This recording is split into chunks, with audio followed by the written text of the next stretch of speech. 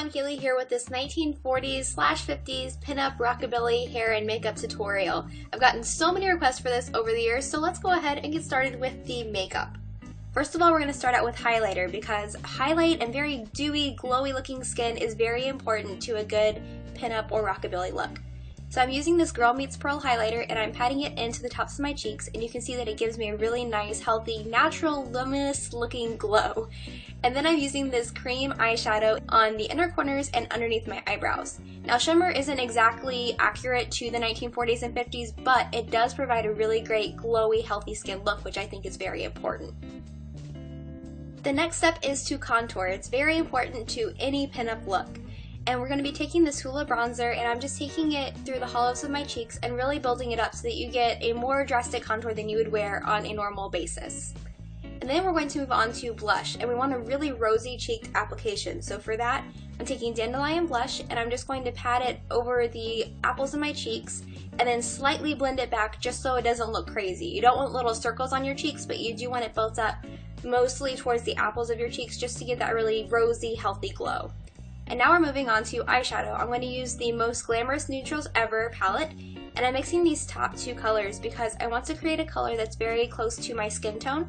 So I'm just putting that over my lid, and then I'm going to move on to my highlight color, which is going to go in my tear duct and underneath my eyebrow where we already placed that shimmery eyeshadow base. Then once that's done, we're going to create a really great crease. The first thing that we're going to do to create that is to take this dark brown color and then take a very fluffy crease blending brush, and basically that is going to create a really diffused application. So it's going to look very light, much lighter than the color actually, and you get kind of a nice diffused airbrush look from it. Then you're going to take a more focused kind of pencil brush and focus that right at the base of the crease. You can see this application is much darker, so you get a really great gradient from this really dark application at the bottom, fading really nicely up to the highlight at the top, which is very important. Now we're moving on to winged eyeliner. Now this one can be tough, and I do have a tutorial if you want to check that out. First, you're going to create a line that extends at the same angle as your lower eyelid. Then you're going to connect that back to the middle of your upper eyelid, and then basically just line in a very thin line around the rest of your eyelid just to create a kind of flow to the rest of the eyeliner. Once you like how the outline looks, just fill it in and you have your winged eyeliner. Again, I have another tutorial if that was really fast, because it was. And now we're moving on to eyebrows. To get a really great defined brow, I took the wax from Browsings and I took that under the bottom of my eyebrow to create a really nice edge. And then I moved to the powder to fill in everything else. That way it doesn't look like Sharpie eyebrows, but you still get a lot of definition.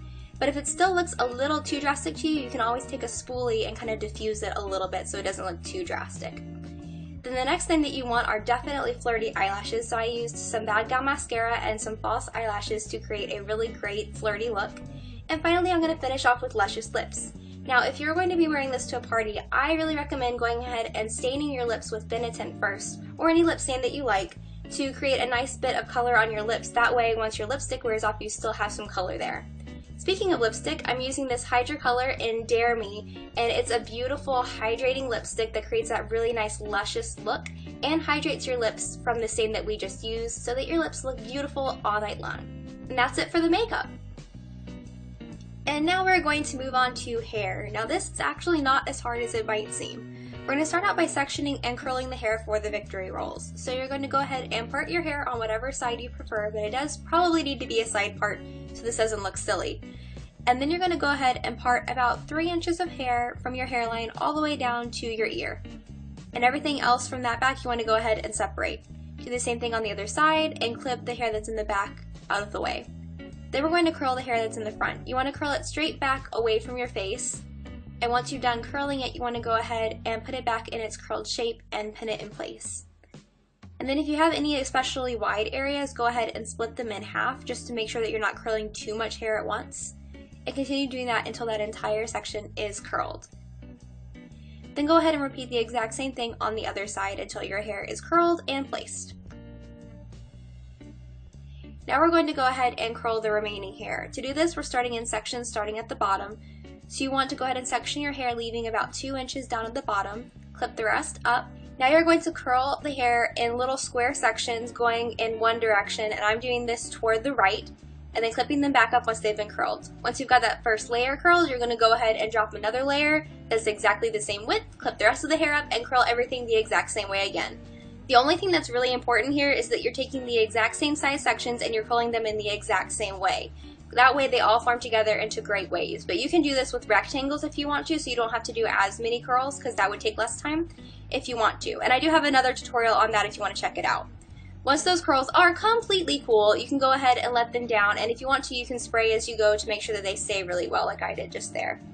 And now we're going to move on to the scary stuff, which is to comb out the curls. I'm using a boar bristle brush to comb through my hair, and I used a 3/4 inch iron before because my hair loses its curl pretty easily. So if your hair tends to be like that, go with a smaller iron.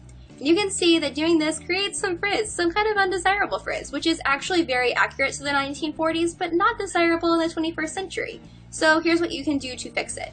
I took a little bit of shine spray from Sexy Hair, put it on my hand, wiped it between two hands, and ran it over my hair. And look what happened. The frizz went away. And the more you use, the more sleek and smooth it will look. But you can see there's a big difference between the two sides. So you can do this with a lot of different products, and I'll probably make a video on it, but just in case you guys need it now, that's what you can do to help fight the frizz. Now let's move on to the victory rolls. Once those curls are completely cool, go ahead and let them down. And then tease. The teasing is going to give you that nice shape. To get that nice kind of roll shape, you do need both the curl and the teasing to hold it in place. So once you've got it teased, go ahead and smooth over the top so it doesn't look frizzy from the front. And then wrap your hair around 2 fingers and you're going to create a little donut shape, which you can see right here. Now you're going to take that donut and roll it up like a sleeping bag until it's right against your head. You can see I'm doing that very nice and slowly and meticulously.